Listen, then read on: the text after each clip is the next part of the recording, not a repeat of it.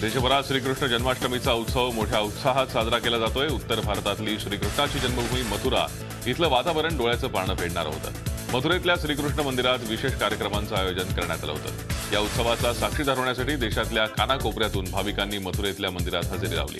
रात्री 12 वाजता श्रीकृष्ण जन्म सोहळा साजरा करण्यात आला। त्याआधी आकर्षक वेशभूषा, अलंकार तसंच साज शृंगार यांनी कृष्णमूर्ती सजवण्यात आली होती। जय कन्हैया लाल की या गजरानं सारा मंदिर परिसरच कृष्णभक्तीत न्हाऊन निघाला होता। मध्य प्रदेशचे मुख्यमंत्री शिवराज सिंग चौहान यांनीही श्रीकृष्ण जन्माष्टमीचा सोहळा उत्साहात साजरा केला। जन्माष्टमी उत्सवानिमित्त आयोजित भोपाळमधल्या कार्यक्रमाला त्यांनी हजेरी लावली। यावेळी स्वतः मुख्यमंत्री चौहान यांनी दहीहंडी फोडली, त्याबरोबर श्रीकृष्णावर भक्तिमय गीतही गायली।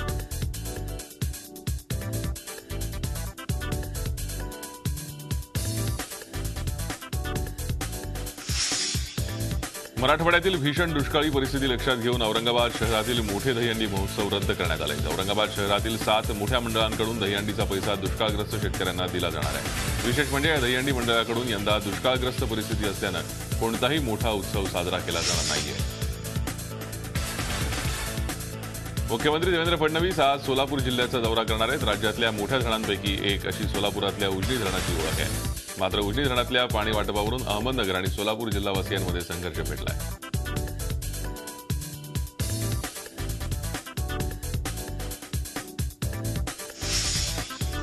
शेतकऱ्यांची वीज बिलं, विविध करांची वसुली आणि शेतकऱ्यांच्या मुलांना फी माफीसह शिष्यवृत्ती देण्याची मागणी राष्ट्रवादी काँग्रेसचे अध्यक्ष शरद पवार यांनी सरकारकडे केली। त्याचप्रमाणे सरकारनं धोरण बदलावीत, नाहीतर डिसेंबरमध्ये राज्यात कायदा सुव्यवस्थेची परिस्थिती बिघडू शकते। तसंच आम्हाला दुष्काळावरून राजकारण करायचं नाही, दुष्काळावर टीका करण्याची आजची परिस्थिती नाही, असंही ते म्हणाले।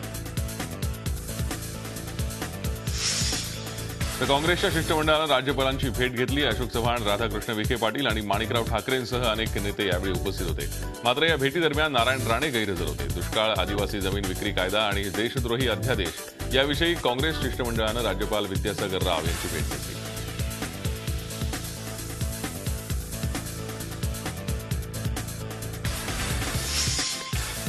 ठाणे शहराचा झपाट्यानं विकास व्हावा यासाठी शासन संवेदनशील असून शक्यतो या वर्षभरातच ठाणे मेट्रोचं भूमिपूजन करण्यात येईल अशी ग्वाही मुख्यमंत्री देवेंद्र फडणवीस यांनी ठाण्यात दिली। तसंच हे काम मुंबई मेट्रोप्रमाणे रेंगाळू न देता निश्चित वेळेत पूर्ण करण्यात येईल असंही त्यांनी यावेळी सांगितलं।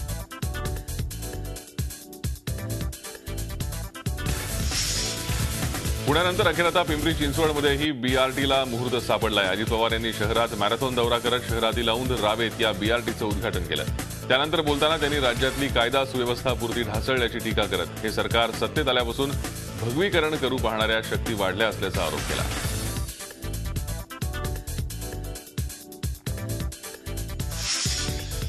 मुंबई विद्यापीठाच्या सर्व भागधारकांना, विशेष करून विद्यार्थ्यांना भेडसावणाऱ्या समस्या, प्रश्न आणि तक्रारींचं निवारण करण्यासाठी मुंबई विद्यापीठातर्फे व्हीसी कनेक्ट या हेल्पलाईनचा शुभारंभ करण्यात आला। शिक्षक दिनाचं औचित्य साधत कुलगुरू डॉक्टर संजय देशमुख यांनी या हेल्पलाईनचा शुभारंभ केला।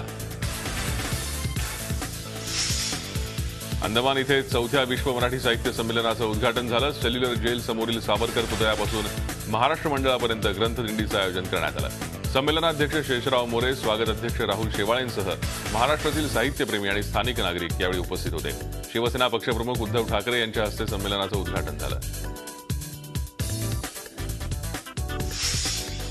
नाशिकच्या साधुग्राममध्ये शनिवारी 2 गटात हाणामारी झाली। मिरवणुकीच्या परवानगीवरून हा वाद उद्भवला। जंगलीदास महाराज यांच्या शिष्यांची औरंगाबाद रोडवरून रामकुंडाच्या दिशेनं मिरवणूक निघाली। मात्र साधुग्रामच्या मुख्य रस्त्यावर आल्यानंतर तीनही आणि आखाड्यांच्या साधूंनी मिरवणूक अडवून परवानगी का घेतली नाही याचा जाब विचारला। त्यानंतर सुरू झालेल्या बाचाबाचीचं रूपांतर हाणामारीत झालं।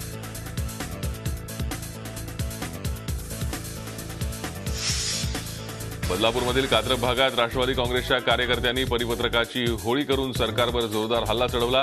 राजकारणी लोकप्रतिनिधींवर टीका केल्यास देशद्रोहाचा गुन्हा ठरणार अशा आशयाचं परिपत्रक सरकारनं जारी केलं होतं। हे परिपत्रक म्हणजे अभिव्यक्ती स्वातंत्र्यावर गदा आणण्याचा प्रयत्न असल्याचं म्हणत राष्ट्रवादीच्या कार्यकर्त्यांनी सरकारविरोधात घोषणाबाजी केली।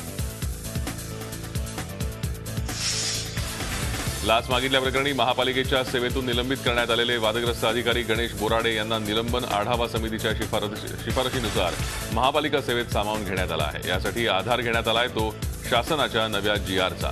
आढावा समितीची शिफारस आयुक्तांनी सुद्धा तात्काळ मान्य केल्यानं बोराडेला पुन्हा एकदा सेवेत घेण्याचा मार्ग मोकळा झालाय।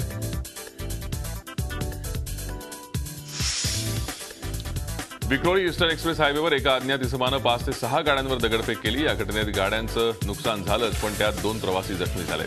या घटनेनंतर तासाभरातच पोलीस घटनास्थळी दाखल झाले, मात्र तोपर्यंत हा प्रकार सुरूच होता। शेवटी नागरिकांनीच या इसमाला पकडून विक्रोळी पोलीस ठाण्यात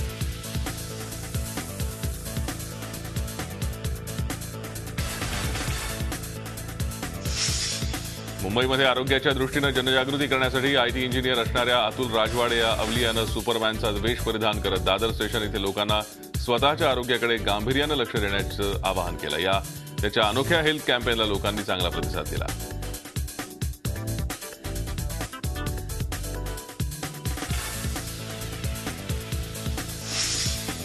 वन रँक वन पेन्शन योजना लागू होणार असल्याची अधिकृत घोषणा संरक्षण मंत्री मनोहर पर्रीकर यांनी केली आहे। ही योजना 1 जुलै 2014 पासून लागू होणार आहे। निवृत्त अधिकाऱ्यांनी या निर्णयाचं स्वागत केलंय। वन रँक वन पेन्शनमुळे निवृत्त लष्करी सैनिकांना मोठा फायदा होणार आहे। वन रँक वन पेन्शनबाबत माजी सैनिक आणि संरक्षण मंत्री मनोहर पर्रीकरांमध्ये सकारात्मक चर्चा झाली आणि त्यानंतर हा निर्णय घेण्यात आला।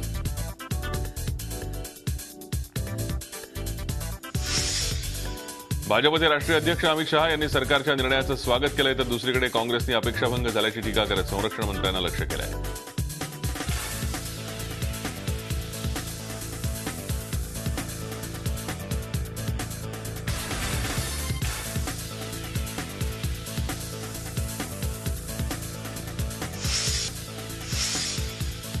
खेळामुळे आपल्याला पुन्हा उठून योग्य क्रीडा भावनेनं स्पर्धा करायला शिकवल्याचं मास्टर ब्लास्टर सचिन तेंडुलकरनं म्हटलंय। प्रत्येक वेळी मला यश मिळालं नाही, अनेकदा आपण चांगला खेळ केला नाही, मात्र खेळानंच मला पराभवातून पुन्हा उभं राहून क्रीडा भावनेनं खेळायला शिकवल्याचं तो म्हणाला। झी 24 तास रहा एक पाऊल पुढे।